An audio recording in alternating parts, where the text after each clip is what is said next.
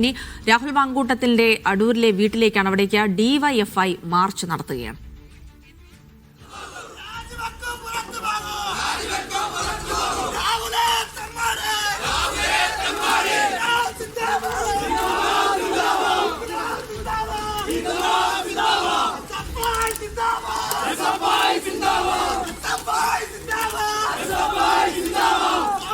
നന്ദുഷയുണ്ട് വിവരങ്ങൾ നൽകാനായി. നന്ദുഷ, ഇന്ന് രാവിലെ തന്നെ പോലീസ് സുരക്ഷ ഒരുക്കിയിരുന്നു. വിവിധ സംഘടനകൾ ഇത്തരമൊരു മാർച്ചിന് തയ്യാറെടുക്കുന്നു എന്നതിന്റെ സൂചന കൂടി ഉണ്ടായിരുന്നു. ഇപ്പോൾ ഡിവൈഎഫ്ഐയുടെ മാർച്ചാണ് കണ്ടത്. ഇനിയും മറ്റ് സംഘടനകൾ കൂടി മാർച്ച് ചെയ്യാനുള്ള സാധ്യതയുണ്ടോ? നിലവിൽ എന്താണ് അവസ്ഥ?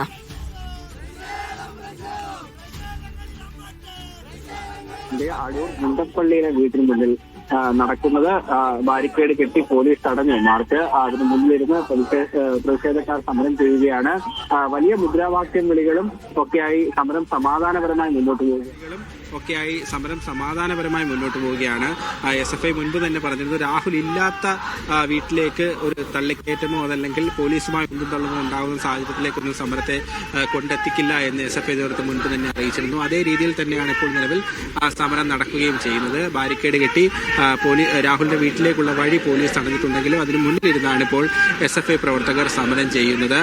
ഏതായാലും രാഹുൽ മാങ്കൂട്ടം MLA സ്ഥാനം രാജിവെക്കണമെന്നാണ് ഇപ്പോൾ SFI പ്രവർത്തകർ സമരത്തിലൂടെ ആവശ്യപ്പെടുന്നത്. രാവിലെ തന്നെ വിവിധ സംഘടനകൾ രാഹുലിന്റെ വീട്ടിലേക്ക് പ്രതിഷേധ സമരങ്ങളുമായി എത്തുമെന്ന് അറിയിച്ചിരുന്നെങ്കിൽ പോലും ചില സംഘടനകൾ രാഹുൽ ഇവിടെ ഇല്ലാത്തതിനാൽ സമരങ്ങളിൽ നിന്ന് പിന്നോട്ട് പോവുകയായിരുന്നു. ആദ്യം SFI അടൂർ ടൗണിൽ പ്രതിഷേധ പ്രകടനം നടത്തുമെന്നാണ് അറിയിച്ചിട്ടുള്ളത്. പിന്നീടാണ് ഇപ്പോൾ രാഹുലിന്റെ വീടിന് മുന്നിലേക്ക് മാർച്ച് നടത്തുന്ന ഒരു തീരുമാനത്തിലേക്ക് അവർ മാർച്ച് ചെയ്തെത്തുകയും ചെയ്തത്. ഏതാണ്ട് 30ഓളം പ്രവർത്തകരാണ് സമരത്തിൽ പങ്കെടുക്കുന്നത്.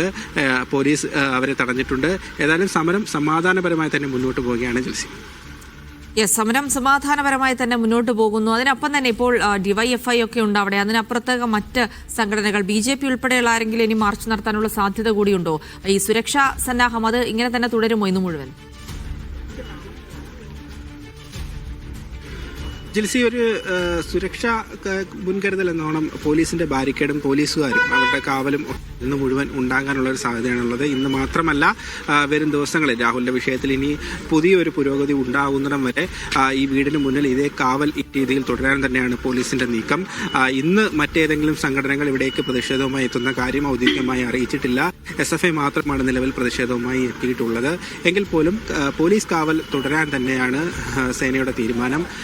മറ്റൊന്നും കൊണ്ടല്ല, കഴിഞ്ഞ തവണ അതായത് ഓഗസ്റ്റ് മാസത്തിൽ രാഹുലിനെതിരെ ആദ്യം ഈ പറയുന്ന ആരോപണങ്ങൾ ഉണ്ടായ സമയത്ത് ഏറ്റവും കൂടുതൽ പ്രതിഷേധങ്ങൾ അരങ്ങേറിയത് രാഹുലിന്റെ ഈ അടൂർ മുണ്ടപ്പള്ളിയിലെ ഈ വീടിന് മുന്നിൽ തന്നെ ആയിരുന്നു. അതുകൊണ്ട് തന്നെ അത് വളരെ വലിയൊരു സമരമായി മുന്നോട്ട് പോവുകയും ചെയ്തിരുന്നു.